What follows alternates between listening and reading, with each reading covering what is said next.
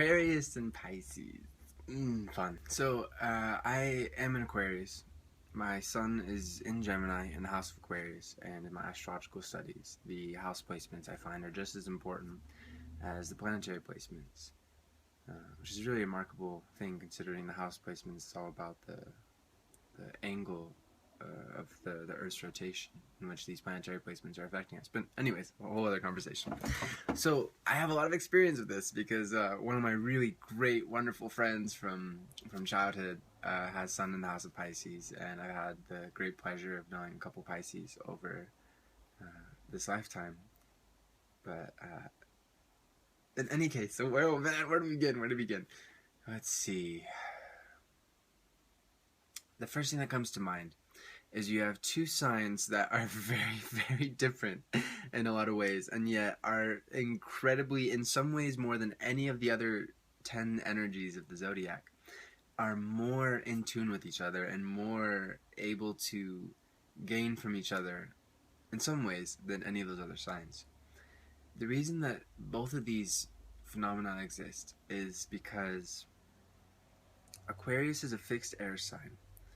Air is intellectual, interested in understanding the world from a abstract capacity, and able to conceptualize ideas, patterns, and to verbalize them very, very easily. Also very scientific. Pisces is mutable water. Water is emotional, it's subjective, very imaginative.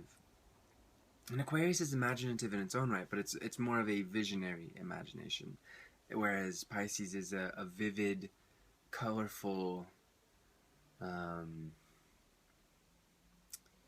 very artistic, very mystical imagination. So, in a lot of ways, these two energies look at the world completely differently. It's not even about looking at the world, it's about how they are in general. Why they exist, what they live for, how they go about their day-to-day life, what their purpose is. Their perspectives on life are very different. But both of these signs are the last two signs, it goes Aquarius and then Pisces, of the zodiacal wheel. The zodiacal wheel starts with Aries, starts in the northern hemisphere, the biggest hemisphere, and not more important, there's no such thing as a hierarchy of hemispheres, but most of the human population on Earth lives in the northern hemisphere. It has by far the greater land mass. Eurasia and North America making this huge, not to mention the large parts of Africa and whatnot. I suppose not the larger part, but the North African part. In any case, the zodiacal wheel starts with Aries, starts with spring in the northern hemisphere, and progresses throughout all the energies that we know and love, and that we are. And it ends with the 11th sign, Aquarius, and the 12th sign, Pisces. And then it restarts. And there's no such thing as, again, a hierarchy of energies. It's not like the Pisces is better than any of the signs before it, or for whatever reason that somebody might think this worse or whatever. So it's good to clarify that. There's no such thing as one energy being better than the other. They all have their pros and cons, their gifts and their challenges. So yeah, these two signs finish the zodiacal wheel.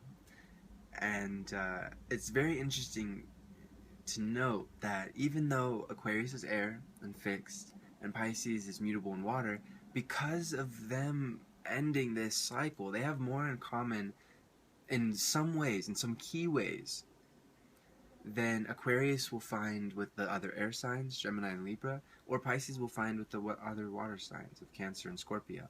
There's just this beautiful connection of perspective between these two signs that come from them being at the end of the zodiacal wheel. It's said very often that Pisces is that last sign because it embodies all the other signs within it.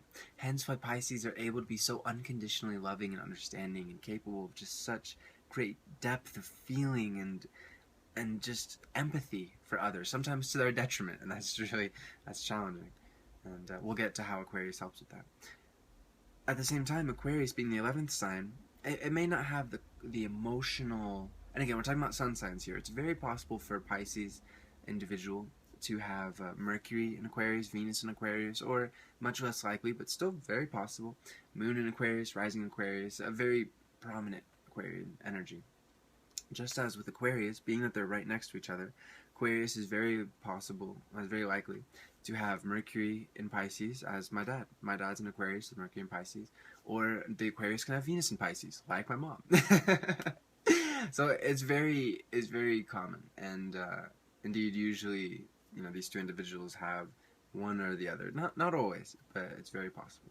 Or, again, much less likely, Moon in Pisces, also like my dad, or Rising Pisces or whatever. So that helps things, but that's a whole other thing.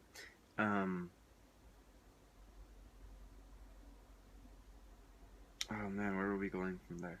Anyways, something that comes to mind is Aquarius doesn't have quite that. Aquarius is empathetic in an intellectual sense. And now it's great. It's wonderful. Again, speaking from personal experience, I really prize that about my Aquarian energy, is the tolerance, the automatic understanding of the bigger picture. And let alone my Mercury in Aquarius, in the house of Aquarius, which very much aids in that. But just being an Aquarius myself, I've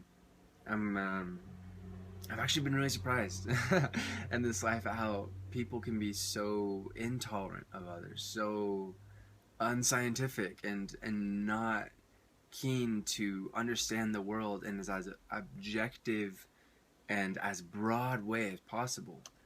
And it's made me realize, oh, okay, I guess not everyone has that. This is why I am here, at least part of why I'm here, and this is my work to do. This is my perspective to offer. Okay, interesting. This mental empathy is something that Pisces understands, but isn't quite. And again, Mercury, Venus are in Aquarius, okay, there. But we're talking about sun signs. So from here on out, we'll just be talking about the sun signs. Okay. This is something. This broad outlook is something that Pisces just does not have. They get it. They understand it to a certain degree. It'll take time for it to really sink in and for them to feel it out and to psychically ascertain the fine truths associated with the Aquarian broad outlook, but ultimately it's not something that comes naturally to them. And this is where Aquarius can really help Pisces, is they both are extremely empathetic in their own way, extremely seeking to understand. Pisces is not just compassionate, it's spiritual, it's mystical, it's metaphysical. It wants to help others in the deepest way possible. When younger, Pisces spends a lot of energy just absorbing other people's negativity, putting other people's burdens as their own. And after some time, hopefully not too much time, but after some time, the Pisces realizes, you know what, to make the metaphor, me just pouring out my cup of love and nurturing and nourishment for others is just leaving me dry here. This isn't working. But how do I help others like I know I need to? To make the metaphor, Jesus Christ was a Pisces, according to most astrologers' understanding of his birth date, of the certain conjunction actually in Pisces of Jupiter and Saturn, and he has a hell of a lot of Pisces, Moon and Sun, not Mercury in Aquarius, Venus. And especially Venus and Jupiter, but any really Pisces, especially the Sun, actually even more so than Venus and Jupiter. But Pisceans are loving and giving and so compassionate to the point where sometimes they actually become a martyr for other people. And that's, let alone the whole religion thing. I don't want to get into the so many people are still working through their religious ideas and can get quite just irrational with all that. But I think, Jesus was a great example of Piscean compassion and Piscean pouring out the cup for others. And honestly, in my personal perspective, to the point of his own detriment. We're not meant to martyr ourselves for other people. And that's a whole nother video I'll do sometime in the future of how much I really prize that man's message. He is such it was so important for that age, the Piscean age. That message needed to happen so that love and compassion and boundless service for others would take hold in the very warlike Aries age that we had been coming from. But again, in my personal perspective, I don't think that he was supposed to die. I think that's the key thing for Pisces, is that we are supposed to, with Piscean energy, it's important to learn how to give to others, to pour out our cup without losing our own water. And indeed, I say this often in readings for Piscean individuals, and I'll continue to do so, is the key to filling your own cup and to allow nourishing for others is to love, accept, and understand yourself. This seems, well, to finish the metaphor first, to allow that water to be self-generating. So here you are with your goblet of love, your all of the water, all the emotions in your life, all the positive stuff, nourishing, that we all have, and especially Pisces. And instead of pouring it out for others, we should be generating so much love and understanding and appreciation for ourselves and for others that the water just spontaneously generates and then overflows, spills over the sides for others to then gain. I have moon in the house of Pisces, and moon in Cancer as well, so very watery moon. And I've definitely had to learn how to not absorb other people's negativity and emotion and just be trying to pour out water, trying to give them the nourishment they seek. And honestly, it's led to a lot of really sick dependencies, codependencies in some ways, in which I've really had to understand my psychology, my subjectivity, and realize why I was projecting my pains onto others, and that's trying to heal them to heal myself.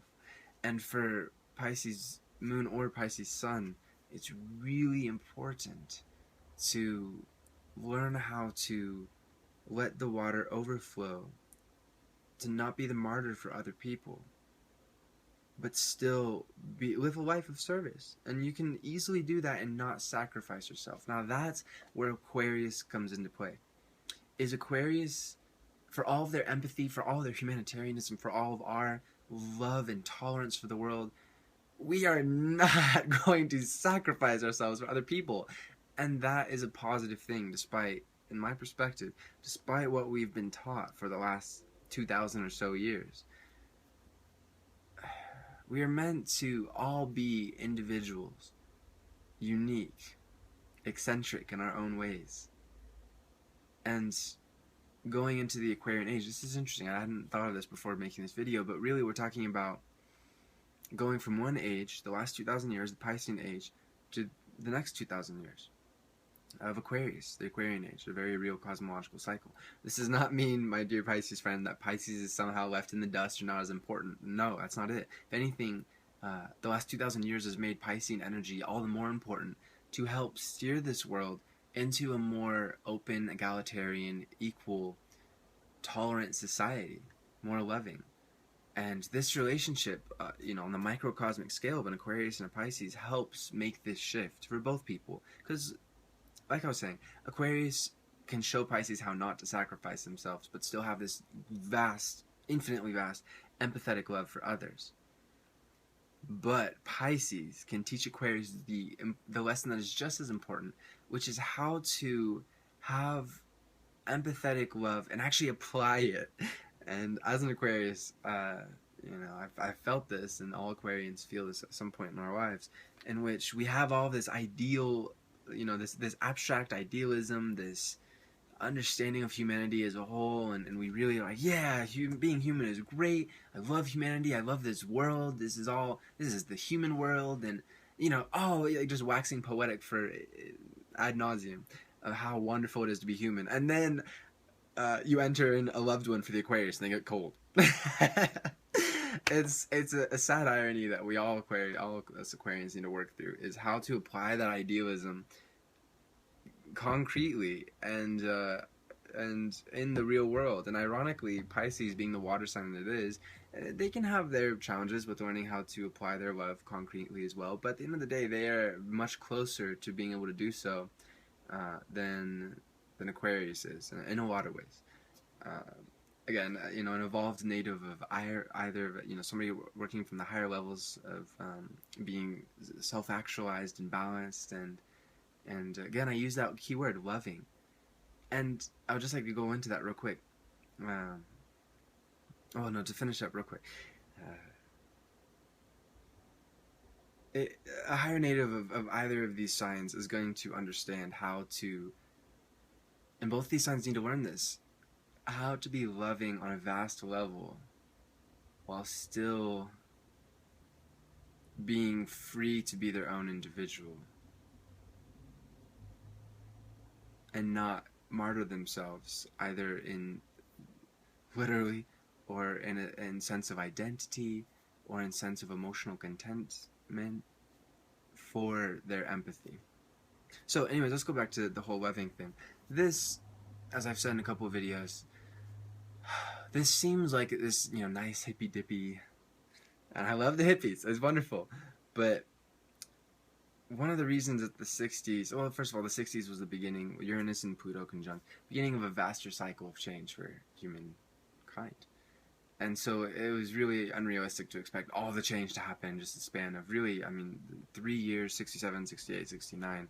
That was when it really happened, all those vast changes. The early 60s was very much just building up to that. We had the Beatles in 63, the JFK assassination in 63. 63? I believe so. It wasn't quite as, it wasn't the entire decade as very commonly historically is portrayed, but in any case, part of the 60s and why I think a lot of people felt like, oh, the dream of the 60s died, it was inherently, on certain parts of it were inherently unstable. It wasn't practical, and the idealism was great. It truly was. It was great. It was on point. It was wonderful. But when you're talking about love and peace, you have to understand, and many people do. I don't mean to, again, the 60s were a wonderful time, or, the last part of the 60s, and it was the beginning of a cycle that we're now experiencing of making this video. Uranus and Pluto were conjunct then, now they're square, so it went from this to this in the span of the solar system, and in relation to Earth. So we're just a fourth of the way, some 50 years later, actually almost exactly 50 years later, we're only a fourth of the way through the cycle. This is a vast cycle of change and growth and making this idealism stick. And so it's understandable how back then the generation of all that idealism and wonderful siblinghood and free love and peace and all that, and the wonderful creativity that all inspired. It's understandable how and why it all happened the way it did. But in any case, something that we can learn now and in the future, but especially at this point in human history, from that time, is that love is more than just a word. It's more than just a spontaneous feeling. And both these signs need to understand this lesson, I feel. It comes down to psychologically understanding yourself infinitely. And that's a lifelong process, an eternity-long process. And that's a whole other mystical understanding of consciousness, and we are always learning more and more and more. So it's not like we ever get to a point where we're like, I know everything about every lifetime, and there's always a beautiful mystery in living, even as much as we may learn how to be content and understand ourselves and to understand past lives, which is not necessarily necessary for everyone, but certainly in my experience, understanding past lives has been extremely helpful. I really recommend it, as well as charting where you're going. But in any case, what's more important is the psychological work. See, that's what it comes down to, is the work necessary to introspect, to reflect, to have difficult conversations with those that are closest to you that you'd rather really not have. And speaking from personal experiences, some of the most important conversations I've had in this life have been the most confrontational. Now, it hasn't comprised me being violent or hostile or saying, you did this, you did that. It was confronting reality, the truth of what had happened in the past with some of the closest people to me. And involving saying, I felt like this when you did this. I felt that that wasn't right. And not trying to so much point the finger and blame, but just to let your truth be known, no matter what happens. It's really important to do this, to understand where this love is coming from, my dear Aquarian and Piscean friends. To understand that to fill up your own cup, you have got to understand what that cup is made of, why it exists in the first place, and how to fill it up. It's not just a spontaneous generation of, I feel love now, okay, now it's overflowing.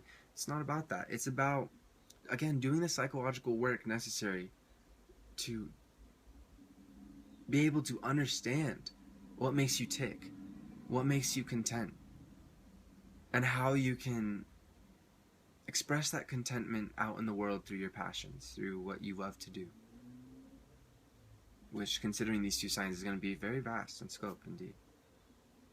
Something that I really love about this relationship, and it calls to mind my friend, who's the Pisces, a really great friend of mine, who I actually make music with, so it'll be really great one day for you guys to hear that music.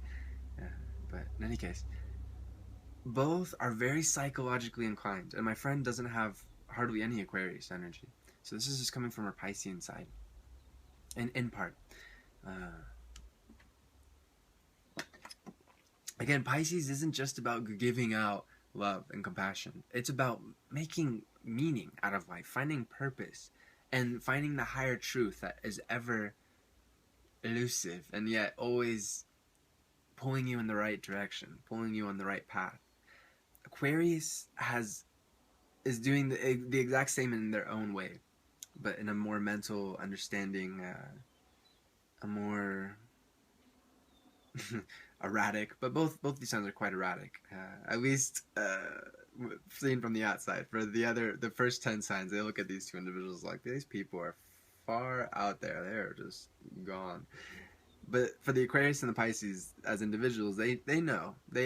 Pisces, they can feel it psychically. They no, I'm onto something here. And the Aquarius just sees the bigger picture and says, well, fuck, I don't care what you guys think. I'm going to do this anyways. I know this is the right path.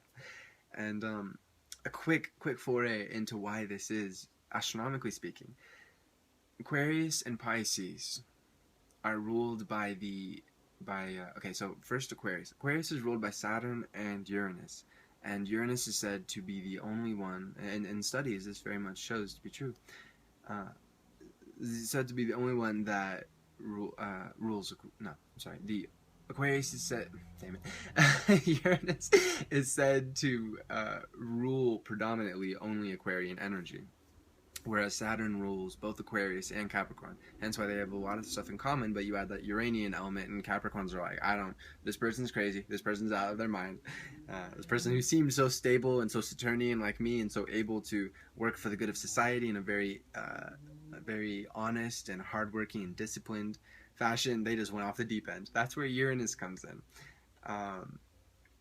Uranus is the third largest planet in our solar system. And the strangest, I don't know what happened in years past. There's some kind of collision that occurred that essentially it's rolling through the solar system. It's what's that called? The zenith, I believe it's called. No, I don't think it's the north axis, the polar axis, is almost, I wish I could remember the degrees, but it's very much on its side. Check out the Uranus video for the degrees. And it's just basically rolling through the solar system, which gives us Aquarians our very strange, zany outlook on life, is because we see things from a different perspective. A perspective that even, for example, Gemini, who is an air sign, who is said to be Mercury, their ruling planet, said to be the lower octave of Uranus, so much in common. Both very intellectually driven, logically driven, seeking to understand people and whatnot.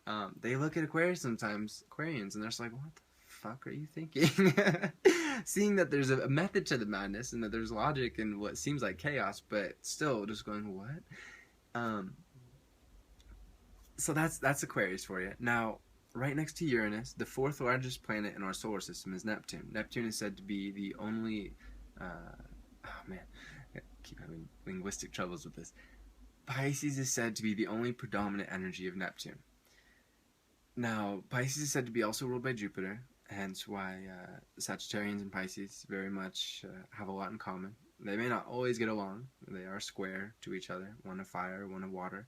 So there's like sometimes, that's a whole other video. We'll get to Pisces and Sag, that's on my list for the near future. But in any case, there are times when both of these very mystical spiritual signs just have huge differences because the Pisces is ruled by a higher. Now, again, I don't want to make a hierarchy because it's not accurate. All energies are important and integral, and there's no one more important than the other. But Neptune is a vibration that draws the Pisces to more mystical realms of thinking and being than the Sag is used to. There are downsides to that. Pisces individuals have to deal with addiction, have to deal with escapism. Now, of course, these things can happen for all the signs, especially for Sag. But the kind of deep-rooted, psychologically driven, subconsciously driven addiction and escapism is very much the Piscean realm of being, and has to do with Neptune's. It clouds our reality in really beautiful ways and in really challenging ways as well. And Pisces, especially sun signs, have to really be real with themselves of what their motive is with whatever it is they're doing, and especially with stuff that is traditionally deemed harmful, such as substances or activities, any kind of escapist. It's not even so much what as why. Why is the Pisces doing that? And just to wrap up that quick thought, and then we'll go into so much stuff to talk about. In any case, no. Okay, we'll finish this thought. Aquarius also has to deal with addiction because sun sign Aquarians, as I've said in a couple of videos, I don't wish to generalize because it can come about in a lot of different ways. A sun sign Aquarius is very often their father figure has either died, is emotionally unavailable, and or is more of a friend than a father figure, and or is physically absent though still alive. And it's very frequent for multiple manifestations of this at the same time. But in any case, speaking from personal experience, I've had to deal with addiction of how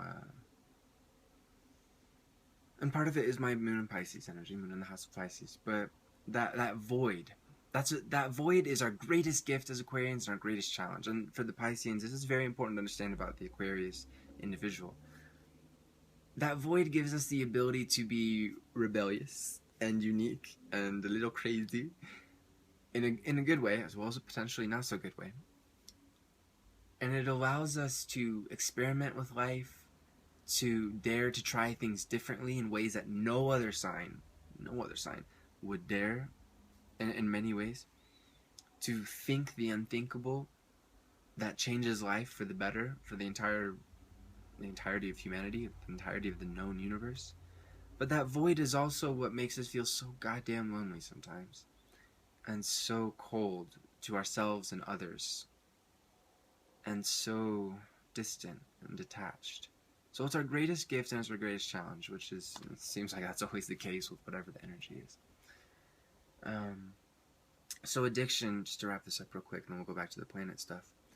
Addiction is something that both these signs can really appreciate in the other and really help the other understand. The Aquarius can look at the Pisces circling the drain behavior, which they hate. The Pisces does not want to feel that. They don't want to do that, but they're just caught in the whirlwind of emotion.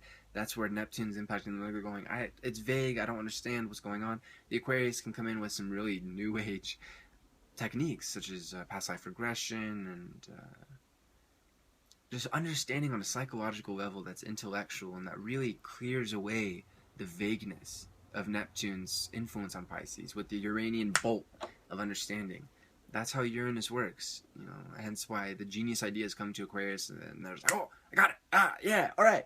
That broad vision is made all the broader and infinitely, I guess you could say, and infinitely from then on. They just get it, they understand. Us Aquarians, when we get it, it's sudden very often. Now there's a lot of hard work to get to that point. It's where Saturn comes into play, where we've studied and studied and studied and seek and we've made so many observations, and we're always seeking to understand and make that leap. But that leap itself is that Uranian bolt of, there you go, you understand now. Go and spread the word. I'm gonna keep rolling through the universe. That's extremely helpful for the Pisces in general, but especially with addiction and whatnot. And on the converse side, you know, for us Aquarians to really understand ourselves, sometimes we have to have other people understand us first. Now, we don't always need this. It can come from ourselves, and we need to really integrate that into our lives. But it's so beautifully helpful when we have a beautifully understanding. And just recently, I had a life-changing conversation with my Pisces friend, soulmate, who just through her empathy and compassion helped me really integrate the lessons that I had spontaneously Uranianly derived. And now those lessons are, with her help, have been really cemented in my being. And just through her understanding and connecting and being empathetic and healthily so, not going, oh, you poor baby, oh, not at all like that, but just from her own experiences and just her ability to connect and to psychically understand. That truly helped me in so many different ways. And you know, I've thanked her since then, and it's a really great mutually beneficial relationship for both of us on so many levels, but especially our ability to overcome our challenges as individuals through our understanding of each other and through our vast perspective that just comes from these two different sun signs. I mean, Uranus and Neptune are far out there. Uranus is 20 times as far away from the sun as the Earth is. So, I mean, 19 Earth distances from the sun away from the Earth. And Neptune is even farther. It's 30 AU. 1 AU, just to give you perspective, is the distance from the sun to the Earth. So 30 times that. That's where Neptune is. I mean, like just off the charts. Both of these energies have a vaster perspective, more able to distance themselves from the immediacy of the ego, very sun-driven, of desires, Venus and Mars, that matrix, and just more detail-oriented thinking instead of the broader pictures, such as Mercury. And so, especially together, these two signs have so much to gain from each other, and so much to teach each other, and so much to learn from each other, and especially if they have a Mercury or Venus in each other's signs, they can really have a great mutually beneficial relationship. I don't ever wish to generalize about the relationships, because this could easily just be, this could be romantic, this could be business partnerships, it could be friends, as the case with me and my buddy. It really could work in any way. As per relationships, just real quick, romantically, I would say that, as with all romantic relationships, it really is great, and indeed I think it's a key to have partner signs. So if the Aquarius has Virgo, especially like Moon in Virgo or Rising Virgo, and if the Pisces has Leo somewhere, Leo and Aquarius partner signs, Virgo, Pisces partner signs, and partner signs are like our other half. Extremely similar but complementary, very different in key ways, and it fits together like a puzzle piece, two puzzle pieces. So that's really key. Don't fret if it's not immediate, if you're in a romantic relationship and you don't see that. Maybe it's in the house placement. The 6th house is Virgo, the 5th house is Leo. But in any case, just back to this relationship is so special on a microcosmic scale. These two individuals who are quite different, are quite honestly very different from most people in society. How they're able to connect to each other, and they're very different from each other, honestly.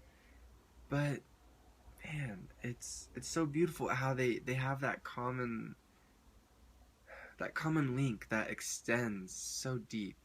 My friend, as I was talking about, I hadn't seen her for a year and a half. You know, we've been texting and whatnot, but there had been some slight misunderstanding, and that happens between these two sun signs, quite frankly. But we never got petty like a lot of the other sun signs would be tempted to be. We never got selfish. We never lost sight of what was really important. We never lost that perspective. And that's something that's truly beautiful about these two sun signs, and something that I really prize, is the ability for despite disagreements, despite different ways of looking at things, and that will happen, both signs are able to, at their highest level, to put aside differences and find the broader commonality. And that's so special. Don't take it for granted. It's so special. And especially in the vaster picture of this entire world, these two signs, they have so much to offer when they team up.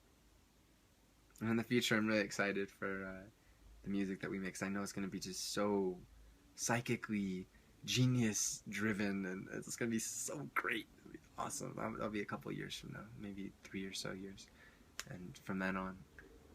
But the last thing I just want to add is, don't try and control your partner. Pisces, let the Aquarius be a little distant, a little detached. That's just how we are. Intellectually, we are, well, we're intellectually driven, and we like being alone. And quite frankly, the Pisces likes being alone too, when they're not, when they've sorted through their past habits of codependency and whatnot. And because they're so sensitive, they need to be alone to psychically recharge their battery and to fill their cup again.